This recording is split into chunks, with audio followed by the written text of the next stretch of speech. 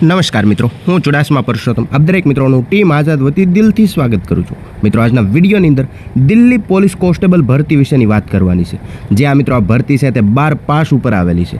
કુલ ભરતીની અંદર કુલ કેટલી જગ્યાઓ છે, ફોર્મ ભરતી વખતે તમારે કુલ કેટલી ફી ભરવી છે, ફોર્મ ભરવાની છેલ્લી તારીખ કેટલી છે, પગાર ધોરણ કેટલું મળવા પાત્ર છે, તદુપરાંત એ પણ જોવાનું છે કે આમાં ફિઝિકલ કઈ રીતે આવશે.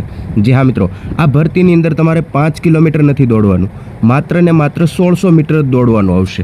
તો 1600 મીટર દોડવા માટે કેટલો ટાઈમ આપવામાં આવેલો છે, આ તમામ વિગત છે તે એક જ વિડીયોની અંદર કવર કરવાની છે. માટે ખાસ કરીને વિડીયોને અંત સુધી અવશ્ય જુઓ.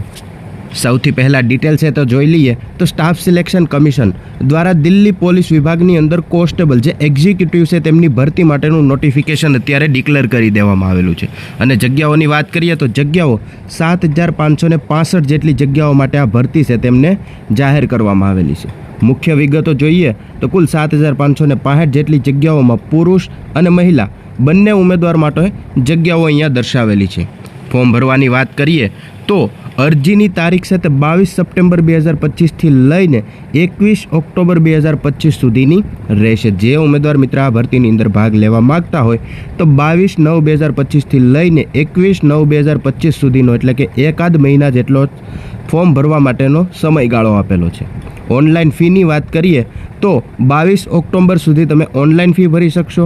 અને આ પરીક્ષા છે તે કમ્પ્યુટર બેઝ પરીક્ષા છે, મતલબ કે કમ્પ્યુટર ઉપર પરીક્ષા લેવામાં આવશે, જે લગભગ ડિસેમ્બર 2025 અથવા તો જાન્યુઆરી 2024ની અંદર યોજાવાની પૂરેપૂરી શક્યતા છે. ત્યારબાદ માપદંડ જોઈએ તો શૈક્ષણિક લાયકાત કેટલું છે. ઉમેદવારે કોઈ પણ માન્ય પ્રાપ્ત બોર્ડમાંથી 10+2 એટલે કે 10મું ધોરણ પાસ +2 વર્ષ અથવા તો 12મું ધોરણ પાસ કરેલું હોવું જોઈએ. તદુપરાંત આગળ જણાવે છે કે દિલ્હી પોલીસના bandsmen, buglers, mounted constable, drivers, dispatch riders અને સેવા આપી રહેલા તથા નિવૃત્ત અથવા તો નિવૃત્તિ જે સેવા આપતી વખતે મૃત પામેલા પોલીસ કર્મચારીઓ હોય તેમના પુત્ર અને પુત્રીઓ માટે 11મું ધોરણ પાસ કરેલું હશે તો પણ ચાલશે.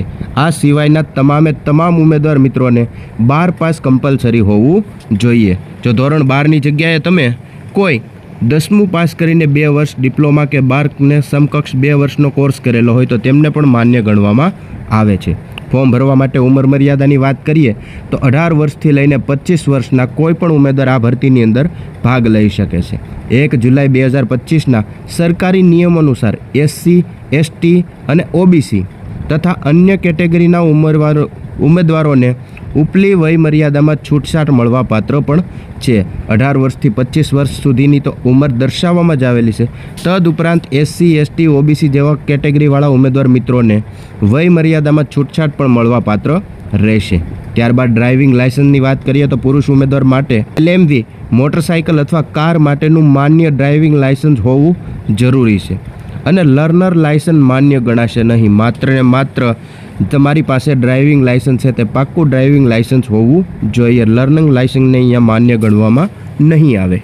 પસંદગી પ્રક્રિયાની વાત કરીએ, તમે જોઈ શકો છો પસંદગી પ્રક્રિયા નીચેના તબક્કા પ્રમાણે કરવામાં આવશે. સૌ પ્રથમ તો કમ્પ્યુટર બેઝ પરીક્ષા લેવામાં આવશે, જે પ્રથમ તબક્કો હશે. ત્યારબાદ શારીરિક સહનશક્તિ અને માપન કસોટી જેને PEMT કહીએ છીએ તે ઉમેદવારોમાં CBE પાસ થશે તેમને આ ટેસ્ટ માટે બોલાવવામાં આવશે. અને ત્યારબાદ આવશે મેડિકલ પરીક્ષા, જે આ મિત્રો સૌ પ્રથમ કમ્પ્યુટર બેઝ પરીક્ષા આવશે, એમાં પાસ થાય તેમને શારીરિક કસોટી માટે બોલાવવામાં આવશે. અને આ બંનેની અંદર પાસ થાય તેમને મેડિકલ પરીક્ષા માટે બોલાવવામાં આવશે. તેમાં મેડિકલનું પરીક્ષણ કરવામાં આવતું હોય છે. આવી રીતની પસંદગીની પ્રક્રિયા આવતી હોય છે. હવે ઓફિશિયલ જે પરિપત્ર જાહેર થયેલ છે, ઓફિશિયલ નોટિફિકેશન છે તે તમે અહીંયા જોઈ શકો છો. ઓફિશિયલ નોટિફિકેશનની અંદર પણ તમામ માહિતી આપણે જે આગળ જોઈએ તે જ છે કે 22/9/2025થી 21/10/2025 દરમિયાન ફોર્મ ભરવા માટેની અરજી કરવા માટેની ઓનલાઈન તારીખ દર્શાવેલી છે. 21/10 છેલ્લી તારીખ છે, 22/10 ફી ભરવા માટેની છેલ્લી તારીખ છે. તદુપરાંત આ ભરતીને લગતી કોઈ પણ જાતની માહિતી તમારે જોતી હોય તો અહીંયા એક ટોલ ફ્રી નંબર પણ દર્શાવેલો છે. તેમનાથી આગળ જોઈએ તો પગાર ધોરણ કેટલું મળવાપાત્ર હશે, તો તમે અહીંયા જોઈ શકો છો બીજા નંબરનો મુદ્દો કે પે સ્કેલ લેવલ 3 મુજબ 21,700થી લઈને 69,100 રૂપિયા સુધીનું પે લેવલ એટલે કે પગાર ધોરણ મળવાપાત્ર થશે. ત્યારબાદ કુલ જગ્યાઓ કેટલી છે કેટેગરી વાઇઝ જગ્યાઓ જોઈએ તો તમે અહીંયા કેટેગરી વાઇઝ જગ્યાઓનું પૂરું માળખું છે તે જોઈ શકો છો, જેમની અંદર કોન્સ્ટેબલ એક્ઝિક્યુટિવ મેલ જનરલમાં 1914 જગ્યાઓ છે, EWSમાં 456 જગ્યાઓ છે, ઓબીસી એટલે કે SCBCની અંદર 967 જગ્યાઓ છે, SCની અંદર 729, જ્યારે ST વિભાગની અંદર 342. આવી રીતે ટોટલ 4408 જેટલી જગ્યાઓ કોન્સ્ટેબલ એક્ઝિક્યુટિવ મેલ વિભાગની અંદર છે. ત્યારબાદ કોન્સ્ટેબલ એક્ઝિક્યુટિવ મેલ જે એક્સ સર્વિસમેન છે તેમાં કુલ 285 જગ્યા છે. ત્યારબાદ કોન્સ્ટેબલ એક્ઝિક્યુટિવ મેલ એક્સ સર્વિસમેન કમાન્ડો તેમાં 374 જગ્યાઓ છે અને ફિમેલ કોન્સ્ટેબલની અંદર 2496 જગ્યાઓ છે. આવી રીતે ટોટલ જગ્યાઓ છે તે 7565 જેટલી જગ્યાઓ માટે ઓનલાઈન અરજીઓ મંગાવવામાં આવેલી છે.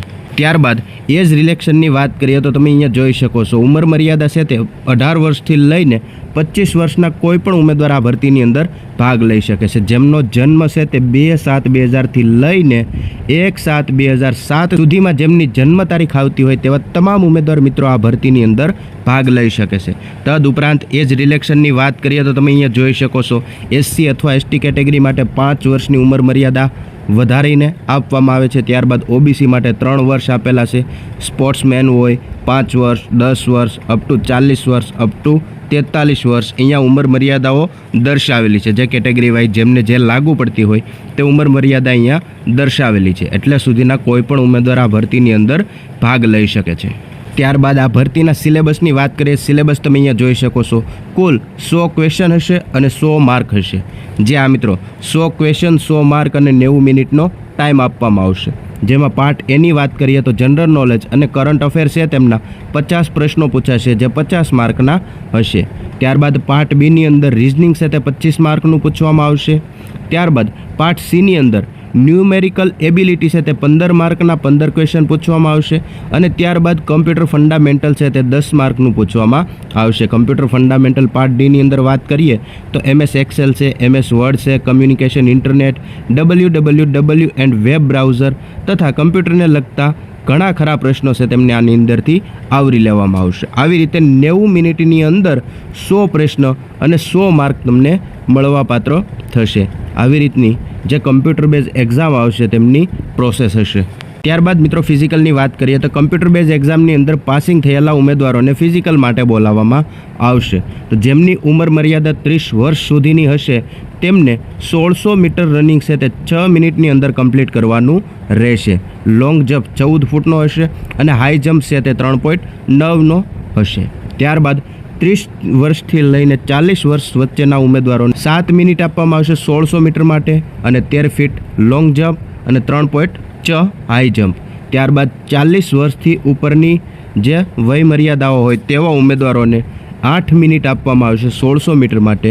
લોંગ જમ્પ છે તે 12 ફૂટનો હશે જ્યારે હાઈ જમ્પ છે તે 3.3નો હશે.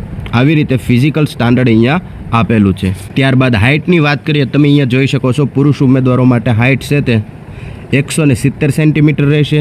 ચેસ્ટ છે તે 81 સેન્ટીમીટર અને મિનિમમ 4 સેન્ટીમીટર તમારે ફૂલાવવાની રહેશે. એટલે કે 81 સેન્ટીમીટર નોર્મલ અને 85 સેન્ટીમીટર ફૂલાવ્યા બાદની હોવી જોઈએ. એટલે મિનિમમ 4 થી 5 સેન્ટીમીટર છાતી છે તે તમારે ફૂલવી જોઈએ.